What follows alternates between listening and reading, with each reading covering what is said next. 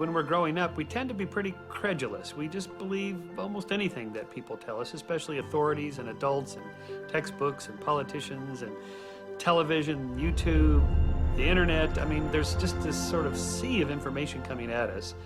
And how can you tell the difference between, it's right or it's wrong? How do you know?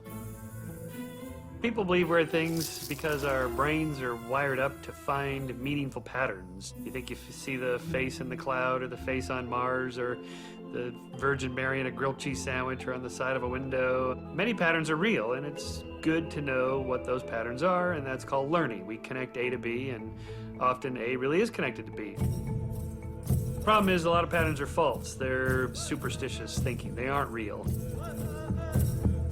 Well, I'm often asked when I give talks, why should we believe you skeptics? And my answer is, you shouldn't. You shouldn't believe anybody based on authority or whatever position they might have. You should check it out yourself. And we call this generally our baloney detection kit, sort of inspired by Carl Sagan's idea that there's a lot of baloney out there and we need a kit to detect it. And that kit is called science, and that's what science does best.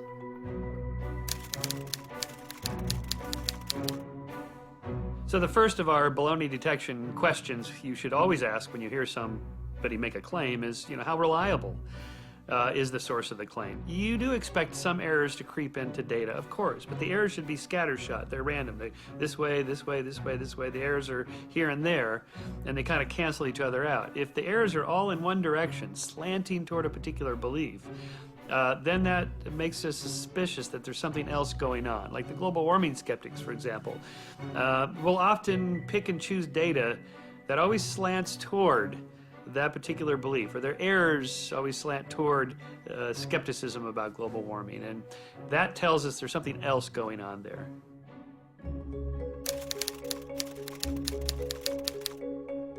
So a second question to ask is, does the source often make similar type claims? For example, New Age people, the people that believe in spirituality and ghosts and haunted houses and UFOs and all this, they believe the whole thing. They tend to be more susceptible to magical thinking, or maybe they're heretics just for the sake of heresy. Rather than following the data to see if that is a heretical idea that's going to overturn the mainstream, maybe. Usually that doesn't happen, though.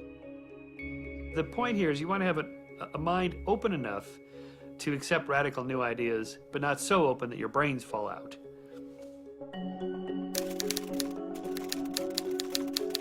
So the third point in our baloney detection kit is, have the claims been verified by somebody else? You make a bold claim, somebody else has to be able to go out and test it. So the classic case study on this is 1989 cold fusion claim. Pons and Fleischmann hold a press conference. They announce, look, we can produce fusion in a jar on a desktop. This will solve our energy crisis. This will be energy too cheap to meter. This will change the world. Everybody was all excited. It was in the headlines, front page news, the whole thing. Until people went out and tried to replicate their experiment and nobody could do it. So that told us right away, okay, there's something else going on here. It's a byproduct or an artifact. It's a chemical reaction. It's something other than what they claimed it was. So when you make a claim, if you don't have the data that other people can then go to their labs and run the experiment just like you did, if they can't get the same results, there's something wrong there.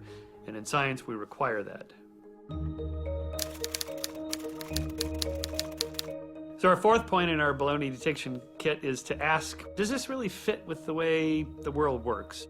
When you get one of those emails about the Nigerian, inheritance of $20 million, if you'll just send your money to them and then they'll send you the big pile of money, really, come on, is that really the way the world works? I mean, a pile of money for nothing? Probably not.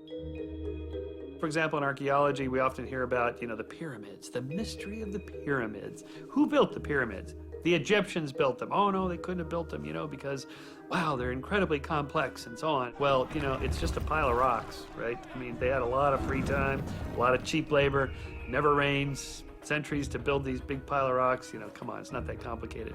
But even if it were true that somebody else built the pyramid, say maybe 20,000 years ago, this is one theory. Maybe the lost continent of Atlantis and the Atlanteans came over there and built the pyramids. If that were true, when you do the archaeological dig, you should find the tools, the trash, the junk of the people who lived there, the houses where they lived, and that is what you find, dated at the time of the Egyptians. So if it was the aliens or the Atlanteans or whatever, you would find other artifacts to support that. So our fifth question you always want to ask, has anyone tried to falsify this or disprove the claim?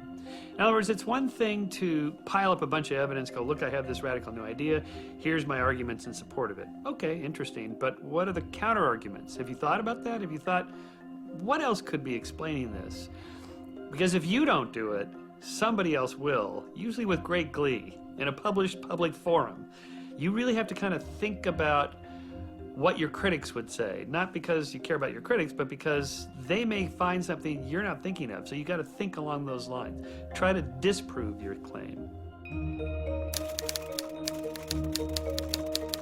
So our sixth point in our baloney detection kit is to ask where the preponderance of evidence points to, this theory or some other theory. Anybody can make a claim and then pile up a few points in favor of it. The question is what about all the other evidence? Is it also leaning toward this, or is it leaning toward that other theory that you're trying to challenge? So at all times, like in the theory of evolution, for example, creationists will say, well, just, what about this one little thing here? Well, okay, maybe there's a few gaps, or we can't explain this or that.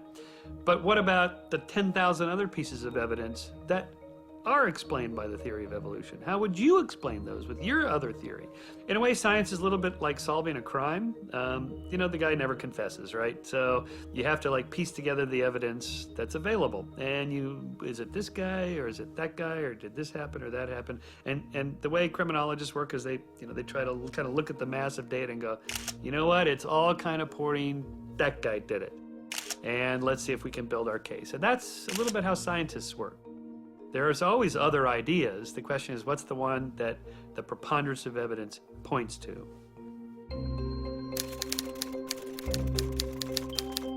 So our seventh point is to ask, are the people making the claim playing by the rules of science? That is, are they using the logic and reason and empirical evidence and testing and corroboration and so forth? Or are they just trying to make a case for their particular claim?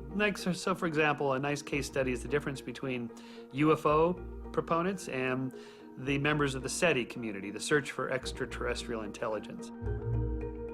They both are interested in aliens, but there's a radical difference in the two communities. The one community, the UFO people, they tend to not be scientists, they have no training in science, they don't do experiments, they're not trying to disprove their claim by looking for other explanations, and yet the SETI people, by contrast, they're looking for ways to disconfirm their idea, they're running experiments, they're testing their hypotheses, they're trained professional scientists. So even though they both have the same interest, or there are aliens out there, they come at it at radically different perspectives. And that's why one we call science, SETI, and the other one we call pseudoscience, ufology. So the eighth point in our baloney detection kit is to ask if the claimant is providing a positive evidence in favor of their theory or just denying evidence for the other theory. That is, it's one thing to compile a list of problems with the other guy's theory. So you have to actually have positive evidence in favor of your contrary or heretical theory. So, for example, you often see the UFO people say, well, we don't, I'll ask them, where's the evidence? Where's the UFO? Where's the alien body? Well, they covered it up. They've hidden it. It's hidden in Area 51, or they buried the bodies in Roswell, or, they're at some Air Force base. Okay, that's just negative evidence. That's saying, I don't have positive evidence. All I can say is that they concealed the evidence. Okay, that doesn't count. I'm sorry. They'll often hold up these government documents with big blocked out type and go, look at that. The fact that something is covered up for some national security military reason, that doesn't mean it's extraterrestrial. There may be a terrestrial reason for that. So when Bigfoot people, they say, well, Bigfoot's out there. Okay, maybe, there could be a bipedal primate running around in Canada somewhere. Show me the body. Oh, well, the bodies, they hide and they're very secretive and there aren't that many of them and so on. Maybe, but look, you want to name a new species of biology, you got to give us a type specimen.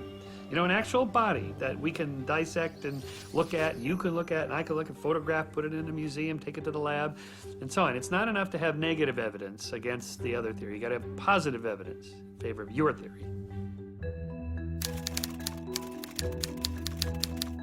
So on our ninth question in the baloney detection kit is, does the new theory account for as many phenomena as the old theory? Anybody can find a few anomalies that the current prevailing theory doesn't seem to account for. In other words, in science, it's okay to say, I don't know, you have a few anomalies, a few mysteries, and so on. But what pseudoscientists tend to do is they tend to take those few handful of mysteries and say, well, that's my whole new theory. At Skeptic Magazine, we always get these long, single-space type manuscripts of a theory of everything. And it always starts off, Newton was wrong, and Einstein was wrong, and Stephen Hawking is wrong. But I have worked out this new theory of physics that explains the world. But the question is, can this new theory explain all the other things that Newtonian gravity explains, and Einstein's global general relativity explains, and quantum physics explains? If they explain one little thing, that's really meaningless unless they can explain all the other stuff that's currently explained. So the 10th question we should always ask in our baloney detection kit is, do the personal beliefs and ideologies and worldview of the person making the claim, is that what's driving their research, or is it the other way around? In other words, science and everything else it's done by people, and people have biases. Confirmation bias, we look for and find confirmatory evidence for what we already believe, and we ignore the disconfirmatory evidence. This is a classic case. So, for example, we did a whole issue of Skeptic Magazine on global warming, and I had a left-wing scientist and a right-wing scientist and a scientist with no wings at all. And I mean, why would there be scientists with wings, political leanings? Well, because they're people and they vote. And something like global warming, well, you can see by just listening to talk radio and so on, this is very ideologically driven, where people, say, well, if I'm pro-business, I have to be skeptical of global warming. Wait, how about just following the data? Shouldn't the data tell us whether the Earth is getting warmer or not? Well, it is. And shouldn't we be able to discern from the data whether the global warming is caused by human activity or not? Yes, we can, and it appears that it is. So what's all this politics stuff? Well, because we're people. So in science, at some point, you have to remove politics and ideology and say, what is the data? What the baloney detection kit does there with our little 10 questions is it helps us when we encounter a claim, think about it in different ways. What you're going to find is that there's a range. Some are just obviously bogus. The Earth is flat. No, it's not. It's round. The Earth is going around the sun, not vice versa. Yes, okay. There's things that we know for sure are true. Evolution happens to be one of those. Maybe global warming is sort of leaning toward that now, but it's taken a while.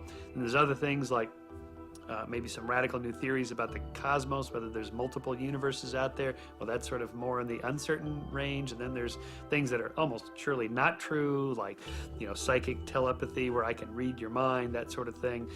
Those are surely not true. So you get this range of probably true to probably not true. Science is the best tool ever devised for understanding how the world works. And everybody knows that because they all go to doctors.